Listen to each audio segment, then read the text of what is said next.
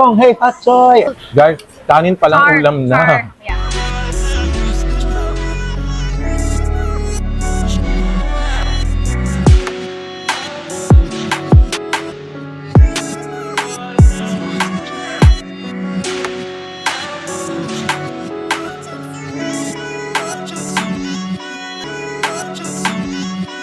So, hello mga ka-food hunters and welcome to another food hunting experience. And this time, dinarayo na namin ang mga Kong Hei Pak Choy. Ayan, mga Chinese friends natin dyan. Ni hao ma! Ni hao na isda, ni hao na baboy. Yan, mga friends natin from the Chinese community.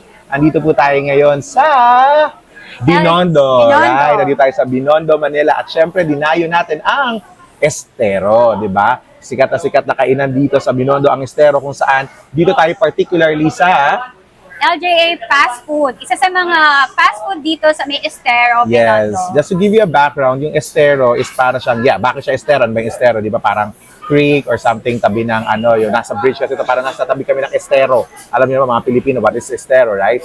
And yun yung setup niya. Parang kinonvert nila into something food plaza. May iba't ibang mga food stalls dito. And one of those is yung LJ Food House. Food LJA Food House. Sorry. So, dito kami pumunta at dito namin itatry yung mga foods na ino-offer nila. So, more of the Chinese style, Chinese taste naman yung mga food na titikman natin ngayon. And we ordered those food or menu nila na bestseller. Yes. So, pag pumunta kayo dito, binigyan kami ng menu. Paano nyo malalaman na bestseller? Basta yung photos na doon sa gilid, yun yung bestseller nila. So, yun yung in-order namin at yun yung titikman namin ngayon. And the good thing here is, mura lang yung mga foods nila dito, affordable. I mean, walang more than 500. Like sa isang order, good for sharing, 2 to 3 persons. Pwede na kayong mag-food trip ng barkada ninyo, mag-sharing, patak-patak, di ba? So yan, pagsahod, di ba? Normally, if you are celebrating something very special on you, dalhin nyo dito. Marami sila mga space dito or dining area that you can enjoy together with your family and friends. So, bibigyan namin kayo ng idea ano ba yung mga in-order natin, Miss Abby, partner. This one is beef broccoli. We have the beef broccoli here. Chinese style beef broccoli. Tapos ito ang ating butter chicken.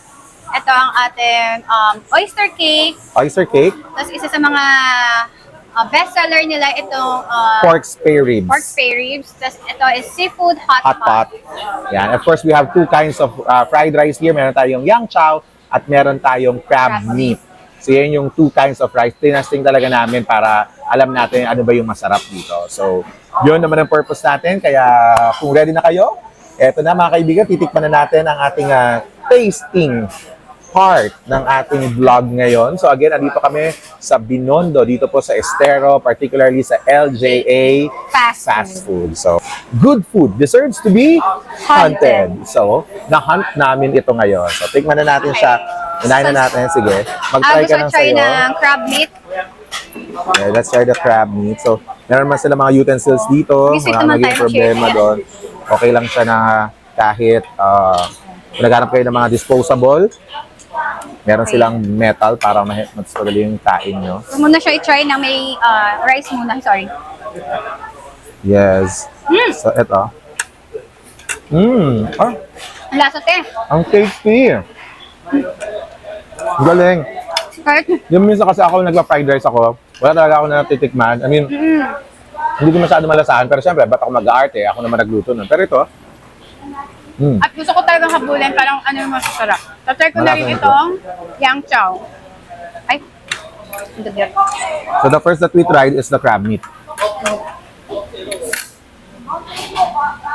Sorry.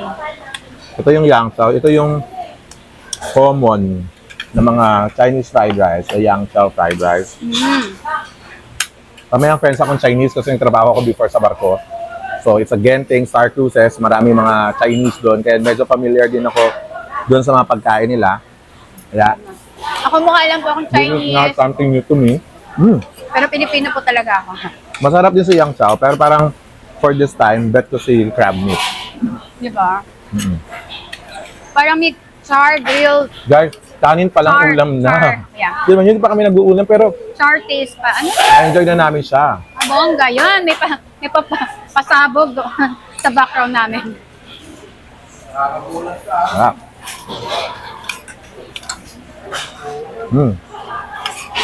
Well, kung di ko natikman si crab meat, masarap din talaga to sa Yangtze.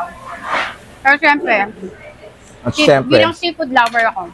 meron tayong, ito na, isa din to sa mga inaabangan ko dito. Nakapunta na ako dito before, long time ago. Kaya na-introduce ko ng friend ko. Shout out kay King Clasho at kay Sheila. Ano nga Nasabi, to? try ko daw to. Buttered chicken. The buttered chicken. Di ba? Alam naman yung Chinese style fried chicken. Yung mga commercial, yung mga brands na kilala natin. Ganun ang mga intro nila. The Chinese style fried chicken. So this time, Estero style fried chicken. Juicy, malasa. Mismo yung meat, hindi ko pa nakakain yung mismo yung... Though, hindi siya ganun ka-crispy, pero yung lasa niya, good. Siguro ganun naman pag Chinese na food. Nanunod yung lasa niya.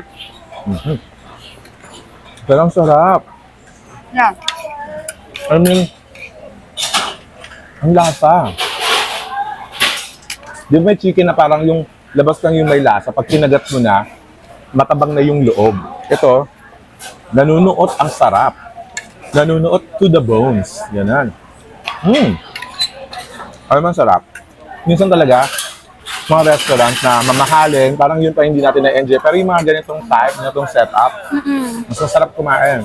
Maingay, may mga dumadaan, may mga ngalabit sa'yo, mga gano'n, mga typical. May pasobre. Philippine setup, di ba? Ganun naman talaga. Let's accept the fact ganun talaga. Pag bumisita ka sa Pilipinas, ito yung mga dapat mong itry. Especially if you're a foreign, dapat subukan mo yung mga ganito. Kaya nga, once you go to a place, to a country, you have to try their local foods. Yun dapat ang tikman mo, something like that. Though ito, hindi naman to local food ng Pilipino. Pero yung setup kasi, very Pinoy. I think parang ano na rin talaga, Filipino-Chinese style na... Oo. Because some of the people here are born and raised in the Philippines, pero they are Chinese blood. Alam naman natin na Pilipinas maraming nanakop sa atin, di ba? Iba't iba, may Espanyol, may Amerikano, may mga, ano pa ba mga nagsakop sa atin? Madami, di ba? So, Japanese, di ba? Kaya iba't iba yung kultura natin dito sa Pilipinas, even our languages, minsan may kaparehas tayo sa ibang bansang salita. So, ayun yun. So, babalikan ko ang, crab meat. Like it, serving spoon. So, makikita nyo punong-puno yung plate pag sinerve talaga. Sulit na sulit siya. So, sa mahilig sa rice, talaga magugustuhan itong crab meat, rice, and itong Yangtze fried rice. Yes, next natin i-check ang lasa nitong napakagandang oyster cake. Oh, di ba? May oyster cake. Tingnan nyo naman siya. Pero ito yung parang pizza style. Ayan siya. Hindi siya ganun kakapal, but tingnan nyo naman yung filling. Yung loob. Wow. Amazing. Meron siyang Toge. toge Bean or yung munggo sprout. Di ba? Oh, look at that, people. Sobrang meaty. Sobrang daming oyster. Ano ba yung oyster in Tagalog? Hindi siya Oyster. halaan pero sure ako, pero kamag-anak siya ng halaan. Oo. Baka nakakaalam nyo kung ano yung oyster. Comment down below. Ano yung Kasi Tagalog naman na na mag-research. Oyster. Kasi kami kumain. Alam ko yun eh, pero Yeah. ano kasi oyster sauce? Charot. Ayan. Mm. Ako curious na ako sa lasa ito noon ko pa nakikita to. Ngayon, by the way, first time ko dito sa Binondo. Wow, ang sarap. Ako mahilig ako sa seafood kaya tingin ko magugustuhan ko siya. Sarap. Saka nalalasahan mo yung yung munggo sprout. You see?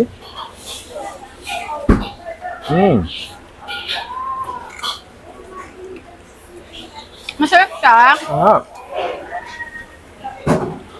May unique taste na hindi nyo Seafood. sabihin, Yung yung Hindi mo- lasa ng shellfish, tsaka yung bean sprout talaga nagko-complement.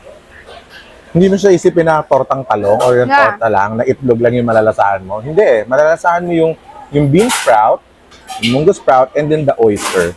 As in, Ang galing ng... napaka-distinct ng Yeah. taste. Parang nag-isang lasa sila na, sorry.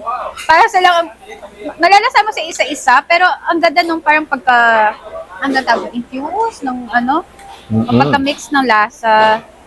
Ako mahilig ako sa toge, mahilig Ang ako sa sarap, shellfish. super sarap. I like it. Sa feeling ko, ito yung healthy kasi may gulay, right? Next to taste is yung spare ribs nila, people. So, this one. Yun naman, nasa ibabaw yung mga spices niya and herbs and all. So, This is a pork spare ribs. Tingin na lang. Look at that, guys. Super nice. Very crisp yung pagkaka-prito sa kanya. Partner, tikman mo to. Thank you. Lagyan natin ng konting parang oil konti. Ayan. Napansin ko pa, no? Kasi tayo mga Pinoy, mahilig tayo sa mga dinidip yung sauce. Ito, kahit wala siyang special sauce na ano, basta nandun yung parang main, parang, ano, Actually, yung butter sauce niya parang naka-incorporate Oo, no? Parang tayo ano na kasi- siya, tinos na siya doon sa parang sauce niya. Yun, may glazing na, parang glazing. Madalas sa atin kasi parang gusto hiwalay pa, pero ito kahit hindi na. Wow, ang sarap din. Meron siyang kick ng spice. Ang sarap. In-expect ko para sila ng lasa. Iba lang yung meat, pero ito ang sarap. Ang sarap. Oh. Saka hindi sobrang tigas ng pork. I mean, malambot siya. Actually, parang ito yung pinaka-paborito ko sa lahat. Dahil mahilig ako sa seafood, pero ang sarap nitong ano niya.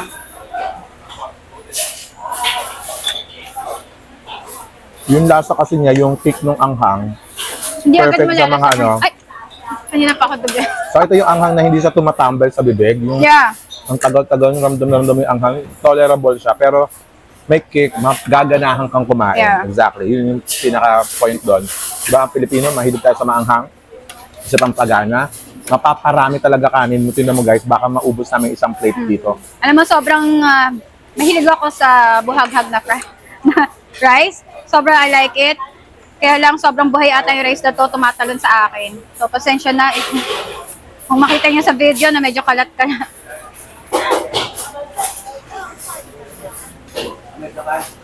We preferred water na lang kasi kapag nag-soda tayo dito guys, di ba ganoon naman pag kumakain ka, minsan mas nabubusog ka kasi ang bigat-bigat sa tiyan ng soda. So, pag feeling mo maraming kakainin mo, aba, mag-water ka na lang.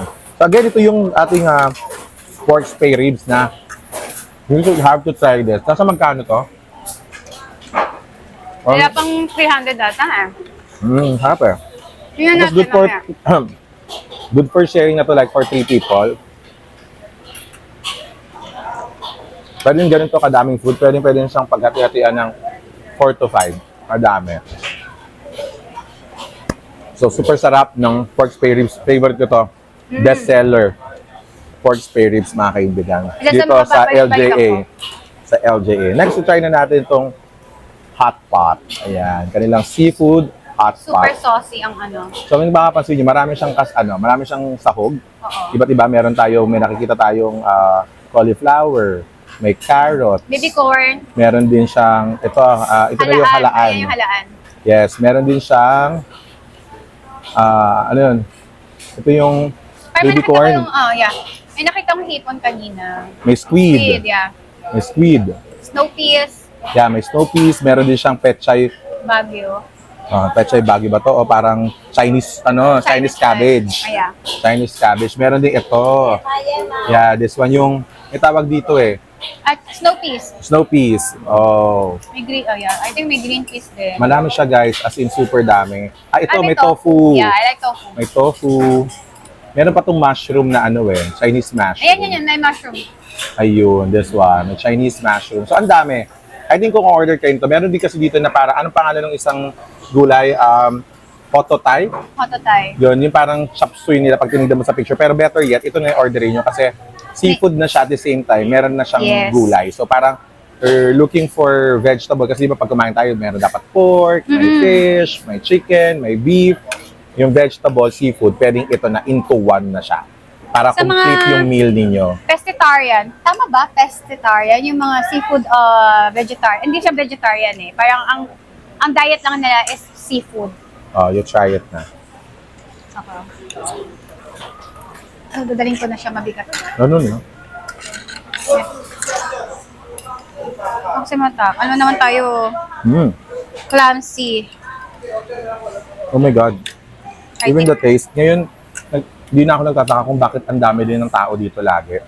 Kasi, ang sarap tapos ang mura. Yeah. Hmm.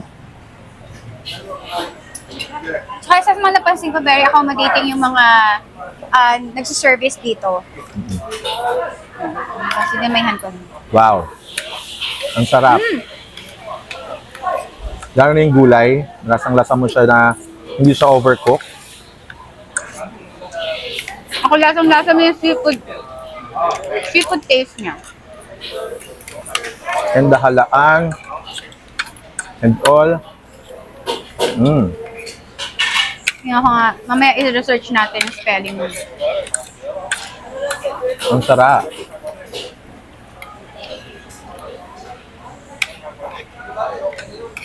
Winner.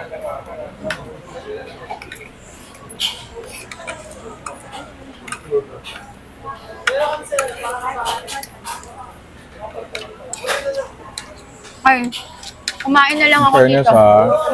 Alam mo, ang sarap ng trabaho natin. No? Yung trabaho mo, pero kumain. Ito na ata ang pinakamasarap na trabaho. Masarap pa ito sa trabaho ng presidente ng Pilipinas. Totoo. Kaya, very thankful tayo sa ating producer. Yes, maraming salamat sa Golden Arrow. Malap. Papakanin ka talaga dito. Alam mo, sa dami ng kinainan namin sa vlog namin, kung napapanood nyo, controlled kami minsan sa kanin kasi nga mabigat yung kanin. Oo, pero pero- dito, umauubos na namin yung isang plato, isang serving. Kami Tapos pa lang kumakain. bumawas pa kami dito sa isang plate yung sayang chow. Kasi mapapakanin ka talaga dito. Yan yung mga nandiyan sa nanonood. At matagal nyo nang pinaplano yung drawing yung Binondo food crawl. Aba, Kulayan gawin na. nyo na yan. Kulayan nyo na yan. Pumunta na kayo dito sa Binondo. Maganda siguro pumunta dito kapag hindi hindi weekend kasi masyadong mataming tao ata pag weekend dito. Pero this is a normal day. Maraming negosyante dito. I mean, the parking, totoo talaga, napaka-challenging. Hanap ka talaga ng parking. Minsan makakapag-park ka sa malayo, lalakad ka going to your destination. Pero okay lang, worth. Kasi habang naglalakad ka, nalilibang ka dun sa paligid. Ang daming mo nakikita, ang daming tao, ang daming mga item, ang daming mga ginto, ang daming mga Lucky Charm, ang dami-dami. So, hindi ka maboboring. Para ka rin nasa loob ng mall. Yun nga lang, today, maganda yung weather namin kasi not too sunny, hindi mainit, hindi rin naman baulando, may umaambon na ngayon ng konti. Pero, overall, for today's experience, hindi kami masyadong na-wasted ngayon. Oo. Pero may time talaga dito pag pumunta ako ng Binondo or ng Chinatown, you go to the Visoria, mainit talaga, maalinsangan, pawis-pawis. Dapat lagi ka may panyo or pamuna sa pawis mo. Pero ngayon, ang ganda, very perfect yung weather ngayon dito sa Binondo. And next natin ita-try is the beef broccoli. Well, the beef broccoli is very common. I mean, nagawa naman natin ito sa mga bahay-bahay natin. But this is something they say it's a Chinese style. So, tignan natin how does it taste. Of course, may broccoli siya, may beef siya. Yan, beef meat. So, tikman natin. This one. Of course, partnered with the crab meat fried rice.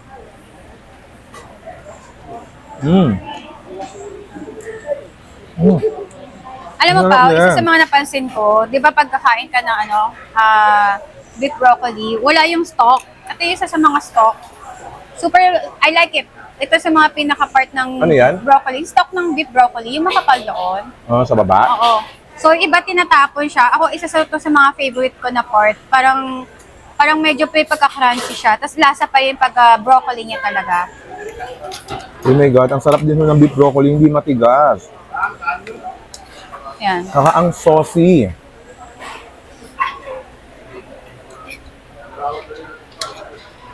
Wow.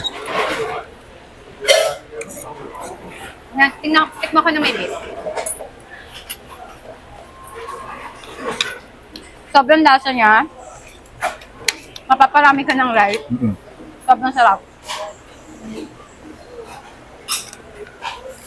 Grabe. Walang tapon sa lahat ng pagkain dito. I mean, masarap. Walang hindi namin kasi yung sugar coat. Again, ito talaga yung nalalasahan namin. Ito talaga yung quality ng food nila dito. Pasok na pasok sa panlasa ng mga Pilipino. Kahit sabihin mo na Chinese cuisine siya. Alam naman natin, ang panlasa ng Pinoy. Kahit naman saan mo dali ng Pilipino, nakakapag-adjust tayo. Kaya nga, we are number one choice of the world. I mean, pagdating sa trabaho, talaga tayo yung laging gusto nila, Pilipino. At kahit saang bansa, may Pilipino. At syempre, dahil nga doon, syempre yung panlasa natin, talaga nag-a-adapt kung nasaan man tayong lugar. So, pwede tayong kumain ng kahit anong klaseng cuisine, kayang-kaya nating lunukin yan, kayang-kaya nating kainin yan. And of course, one of those is the Chinese cuisine na talaga naman I super love Chinese food, yan. Yeah. Japanese food, yan. Gusto ko din yan. Pero itong Chinese food dito sa Binondo, napakasarap. Especially yung luto mismo dito sa LJA. At marami pa silang mga food stalls dito na pwede nyo i-try, pwede nyo i-check. But commonly, same sila ng sinaserve. Siguro magkakaiba na lang yung style or yung lasa or something, may konting siguro pakulo sila or other things na nilalagay doon sa menu nila. But most of the time, hindi nawawala yung mga Chinese style fried chicken and other Chinese menu or food. Yes. Ang sarap. Perfect. The perfect value for money. Magkano kaya bill natin ito? Ano kaya inabot nito, no? Sa Kasi, lahat ng to, wala pang 2,000 to. baka ma 1.5. Ganito na kadami. Bill reveal ba tayo? Tapos kung sino Bill yung reveal. talo, siya Correct, magbabayad. magbabayad, no? Ayun, so, ang dami niya pa pwedeng order. Ito lang talaga yung kaya ng katawan namin kasi syempre alam niyo naman, may limit din tayo sa dami nito para namin ito uubusin. Dalawa lang kami dito. So, ayun lang. Kaya pag pumunta kayo ng Binondo, malapit na ito sa Divisoria. So, kung napupunta Divisoria kayo, after that Divisoria, pwede kayo pumunta dito. Lalo na malapit ang Pasko, mamimili kayo ng mga early Christmas gifts. This is the perfect time. Pagkakain na kayo, huwag na kayong kumain sa loob ng mall. Huwag na kayong kumain doon sa mga fast food doon. Tulungan natin yung mga maliliit na negosyante para mag-grow din sila. So, don't forget to come and visit Estero. Dito yan sa may Binondo, Manila.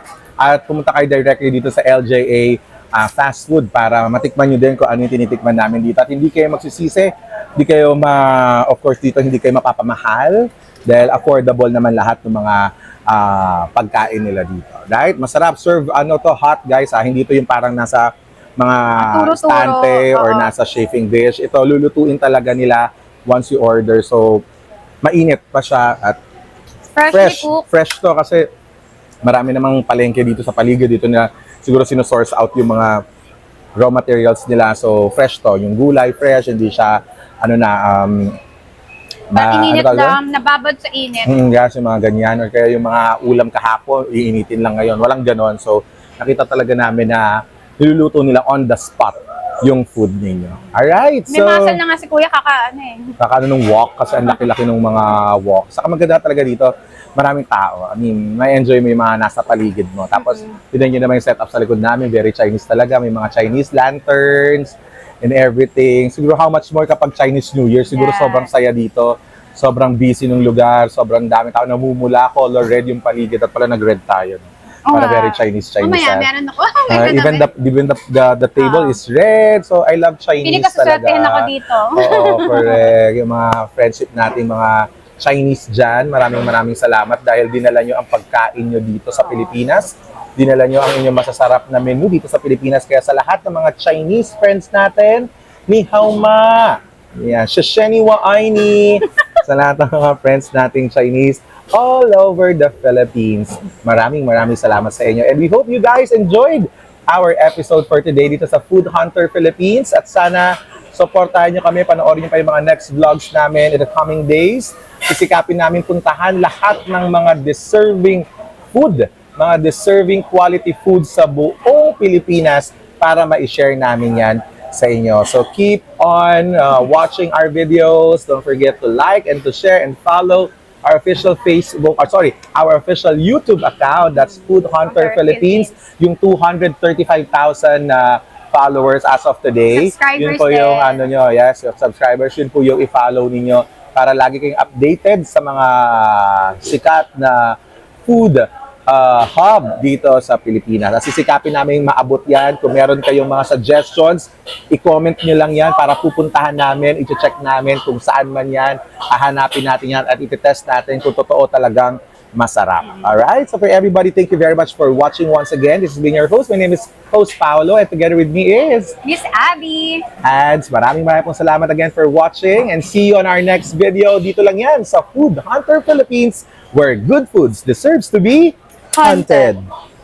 Thank you and see you on our next video.